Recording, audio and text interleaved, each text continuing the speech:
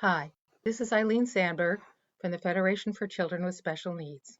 Welcome to the Federation's daily Facebook live stream. The Federation is open and we are working remotely to provide information and resources for families and the professionals who serve them. Please contact us by phone, email, or through our online intake form to ask your questions. You can find our contact information at our website, which is www.fcsn.org.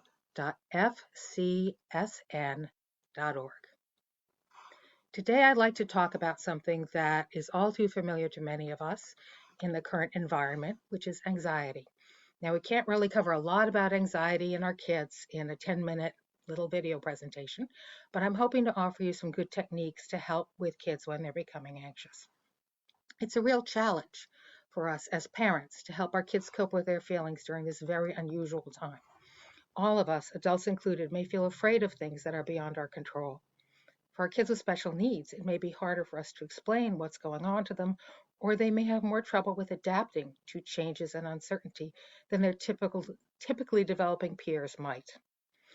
We know that about 7% of children have a diagnosed anxiety disorder. That was before the coronavirus. Many more kids and adults are feeling anxious now. Parents are being asked questions that we may not have good answers to. And that can be frightening for kids too, because they look to us to have all the answers, particularly when they're young. Um, Real physical symptoms like headaches and stomach aches can also be related to anxiety, which is pretty much the last thing we need when we're all monitoring our health. Uh, anyway, today I would like to offer some tips for helping kids cope and for getting through a panic or anxiety attack. I'm just scrolling down here because I need to read this carefully to get it right. Okay. First and foremost, a reliable, strong connection to a parent or caregiver is incredibly important to kids. Kids are watching us to see how we handle anxiety. Video chats on apps like FaceTime, Skype, and Zoom can be very helpful to reassure a child that a loved one is okay, even if they can't be with them in person. Talking to friends regularly can help our kids to feel connected.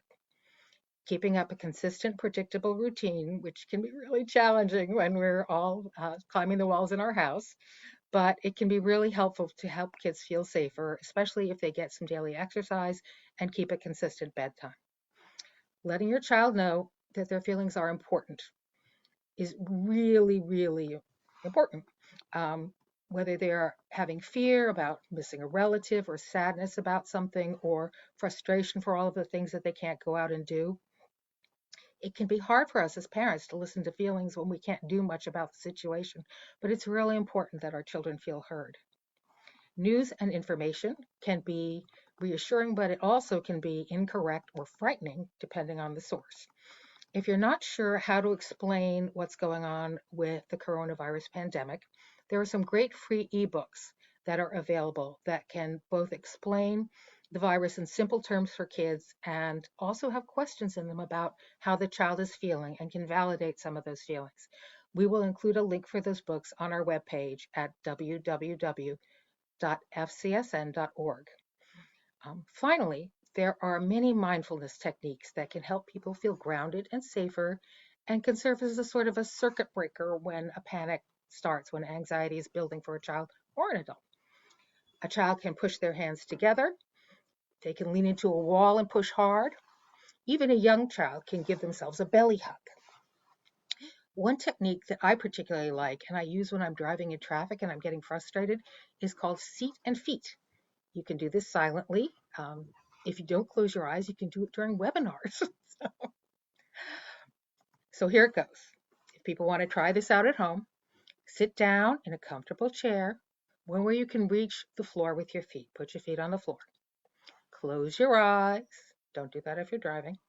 And focus on your breath. You want to breathe in slowly for a count of 3 and then out slowly. Bring your mind's focus to your body. How does your body feel sitting in that chair? Scoot your bum right back to the back of the chair and press the whole length of the chair against your back. Can you feel the contact between your body and the chair?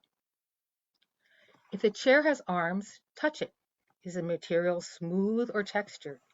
Press your arms down the length of the chair arm. Notice how your hands hang over the ends if they do. If your chair doesn't have arms, touch the material on the seat. How does that feel? Next, push your feet into the ground and imagine the energy draining from your mind down through your body and out through your feet to the ground.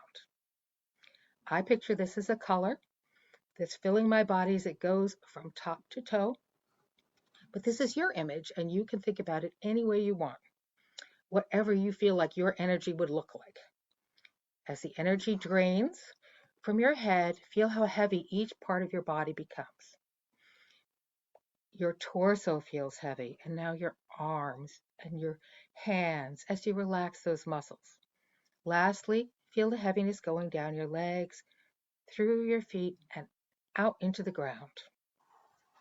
There are lots of other techniques that you can try.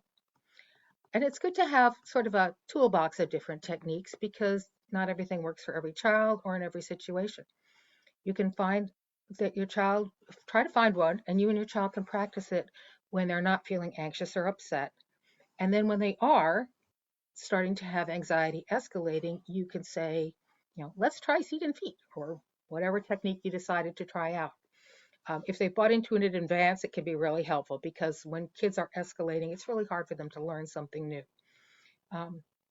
Sometimes something as simple as a sensory input from a weighted blanket or a warm bath, a warm towel that you warmed up in the dryer, things like that can help. When anxiety is increasing, it can be really hard to pause for breath.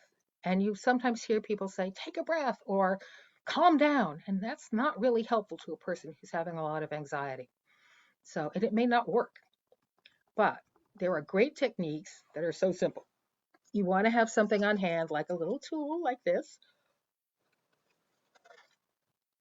If you don't have one of these handy, you can try bubble fluid. Bubble fluid, I wish I knew about this miracle when my kids were little, because it turns out that blowing a big bubble or blowing as many bubbles as you can requires you to take a breath. So I mixed up bubble fluid, which you can see here. The recipe that I used for it was 3 cups of water, 1 cup of dish soap, and a half a cup of either glycerin or corn syrup. You can make it in smaller quantities than that, obviously. There's lots of recipes online available if you Google it. And then I went around and had a kind of a fun scavenger hunt. All of my kids are adults, so I did this by myself, just to try to come up with some good tools for what we could blow bubbles with. I think this is the best one. This is a turkey baster with the bulb taken off. You put it in with the wider end. Oh, it's not going to work. Of course it's not. It worked fine in practice. It really does work. This is a tool that I use for grooming my dog. And it made pretty good bubbles in practice too. There we go. Okay, I'm going to try the turkey baster one more time. Never mind. I also cut the top off of a soda bottle. And I'm going to blow out of the small end. I found that smaller openings seem to work better. So just dip it in your bubble fluid and then bubbles. Bubbles can be very distracting for people of all ages, obviously. So it's a great way to get kids to take a breath and to calm down and sort of just switch tracks and refocus. So that's our webinar for today. Thank you for joining us for our coffee break. We look forward to seeing you tomorrow at the Federation's daily live stream. Thanks very much.